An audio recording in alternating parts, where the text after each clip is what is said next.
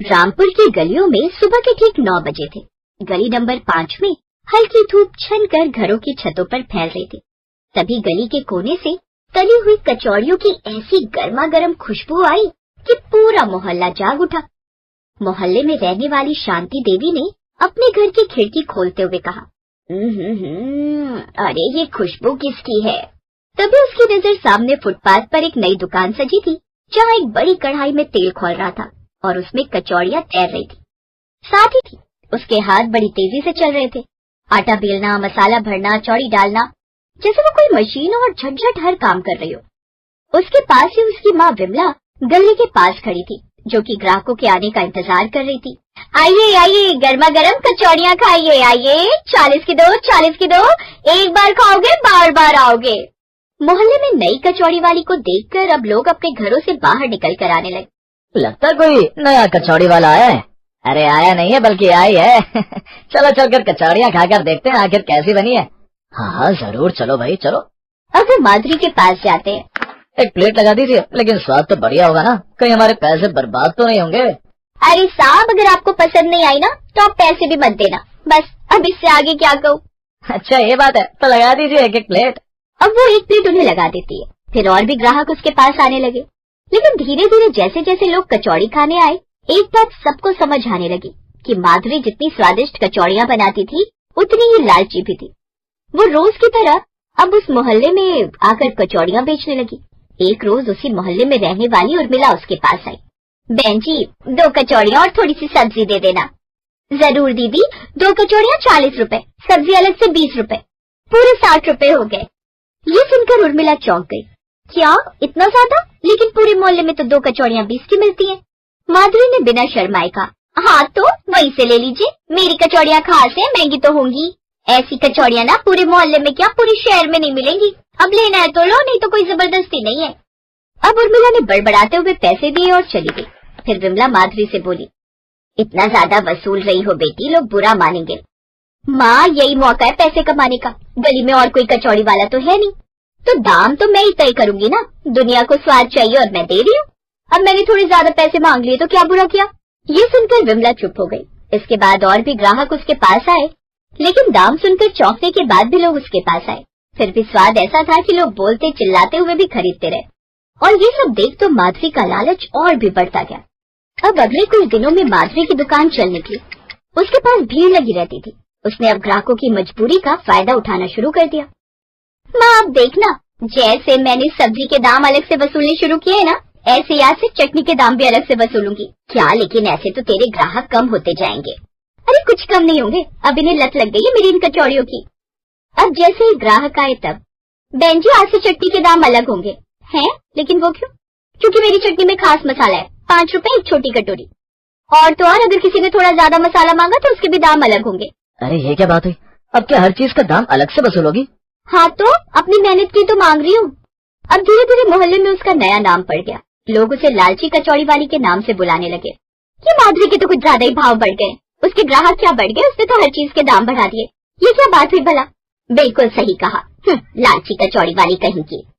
फिर एक रोज मोहल्ले की बुजुर्ग महिला रामकिशोरी भरी भीड़ में बोली, अरे बेटी ये क्या, एक कचौड़ी का दाम 30 रुपए, इतना कौन लेता है बेटा, ज्यादा लालच अच्छा नहीं होता। मैं लेती हूँ, बोलो क्या कर लोगी? और आपको नहीं खरीदनी तो मत खरीदिए, लेकिन नसीहतें मत दीजिए। और आप मुझे मत सिखाइए कि कारोबार कैसे करना है। अरे अरे देखो तो इसका बात करने का तरीका कितना गलत है। मुझसे ऐसे बात करने की जरूरत नहीं है, जिसको खरीदना हो तो खरीदो, जिसको नहीं लेना चली जाओ। अब उसके बढ़ते दाम और व्यवहार को देखकर ग्राहक उसके पास कम आने लगे। कहा था ना तुझसे ज्यादा दाम मत बढ़ा, लेकिन तुझे समझ नहीं आया। ओफो माँ, आप चुप भी हो जाइए और मुझे कोई तरकीब लगाने दीजिए। क्या करूँ क्या करूँ? हाँ, एक आइडिया आया। अब माधुरी ने एक और चाल चली। उसने दाम थोड़े कम कर दिए, लेकिन इस बार उसने कचौड़ी का आकार छोटा कर दिया। कम दाम देखकर एक बार फिर ग्राहक उसके पास आने लगे। दीदी कचौड़ी इतनी छोटी, पहले तो बड़ी होती थी। अरे बच्चा, अब आटे का रेट बढ़ गया है ना, मसाले महंगे हो गए, सब चीजें महंगी हैं, तो कचौड़ी भी तो महंगी होगी। ये तो गलत बात है दीदी। मुझे समझाने आ गए, लेना है तो लो, नहीं तो हटो लाइन से। दिन पर दिन उसका व्यवहार अब और कड़वा होने लगा था।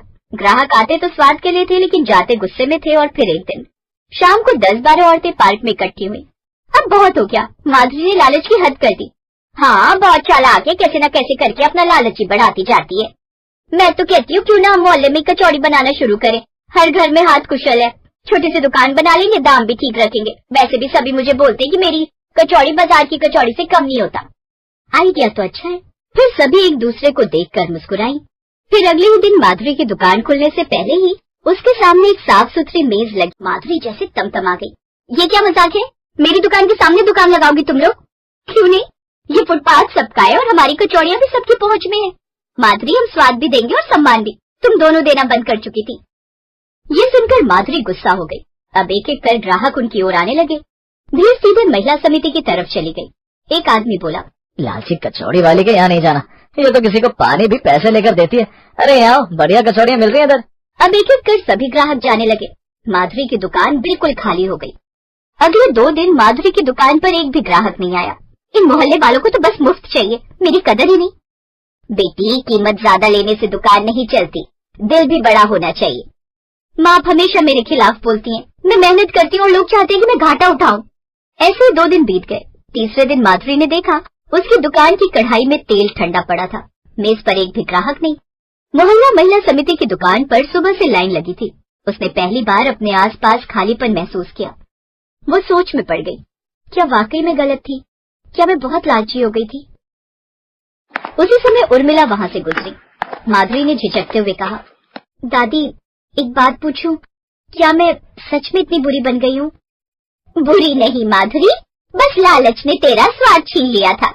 कचौड़ी तो पेट भरती है, पर व्यवहार मन भरता है। जिस दिन मन खाली हो जाए ना, दुकान भी खाली ही रहती है। माधुरी की आंखें भर आईं। अगली सुबह माधुरी फिर दुकान पर आई, लेकिन इस बार एक बदलाव के साथ। उसने ऊपर से बोर्ड उतार दिया और एक नया पतला सा बोर्ड लगाया, जिस पर लिखा था, माधुरी की कचौड़ियाँ सस्ती स्वादिष्ट मुस्कान के साथ। उसने कचौड़ियों के दाम कम कर दिए, चटनी फ्री कर दी और व्यवहार बिल्कुल बदल दिया। धीरे धीरे माधुरी फिर से ग्राहकों के बीच जगह पाने लगी।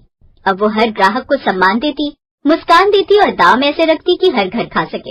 एक दिन उसने महिला समिति की दुकान पर मिठाई लेकर पहुंचकर कहा, दीदी लोग, मैंने आप सबको बहुत परेशान किया, पर आज मैं आपके साथ मिलकर काम करना चाहती हूँ। क्या मैं भी समिति की सदस्य बन सकती हूँ? जब मन साफ हो तो दरवाजे हमेशा खुले होते हैं, हमें कोई प्रॉब्लम नहीं है। माधुरी के चेहरे पर सच्ची मुस्कान आ गई। ये वही मुस्कान थी। सुंदरनगर जैसे छोटे से गांव में हर हफ्ते मंगलवार को लगने वाला बाजार एक अलग ही रौनक लिए होता। सब्जियों की महक, मसालों की खुशबू, दुकानदारों की आवाजें मिलकर ऐसा माहौल बना देती थी कि लगता था मानो पूरा गांव एक ही जगह जमा है। उसी बाजार में एक जग्गू नाम का पानीपुरी वाला भी अपना ठेला लगाता था। वो गांव में इकलौता पानीपुरी वाला था, इसलिए वो अपनी मनमर्जी के हिसाब से लोगों से पैसे लेता था। जग्गू भाई जल्दी से एक प्लेट लगा दो, ये लो 10 रुपए। क्या कहा? 10 रुपए? अरे पागल हो गया क्या? वो जमाने गए जब पानी पूरी 10 रुपए के आते थे, अब तो पानी पूरी 20 रुपए प्लेट हो गई है। क्या कहा? 20 रुपए? लेकिन 2 दिन पहले तक तो ये 10 रुपए प्लेट थी। हाँ थी, लेकिन अब दाम बढ़ गए, इसीलिए जैसे 20 रुपए प्लेट खाना है वो खाओ, नहीं तो जाओ यहाँ से। ये क्या बात हुई? एक तो पानी पूरी महंगी कर रखी है, ऊपर से तुम बात भी कितनी बुरी तरह करते हो। नहीं खाने तुम्हारे गोलगप्पे? हाँ नहीं खाने तो जाओ यहाँ से, इसके अलावा कहाँ जाओगे? गांव में एक ही पानी पूरी वाला हूँ मैं, जब भी पानी पूरी खानी होगी तो आओगे तो यही ना। जग्गू इस गांव में इकलौता पानीपुरी वाला था, इसलिए अब उसका घमंड काफी बढ़ गया था। लेकिन एक मंगलवार कुछ ऐसा हुआ जिसने पूरे गांव का ध्यान खींच लिया। सभी लोग बाजार से कुछ न कुछ सामान खरीद रहे थे कि तभी दूर से एक ठेले की घंटी सुनाई दी। टन टन टन टन टन टन टन टन।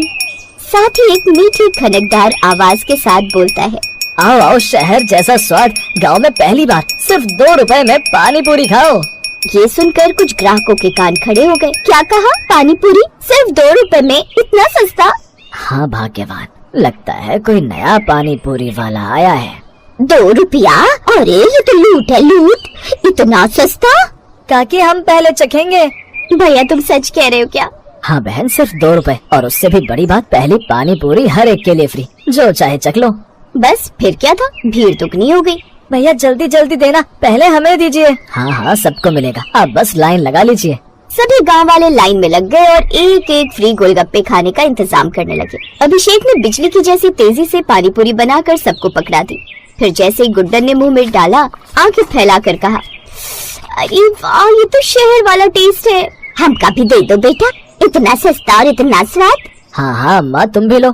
सबने जैसे ही उसकी बनाई हुई पानी पूरी खाई, सब बड़े खुश हुए। फिर कुछ ही देर में तीनों तरफ से आवाजें आईं।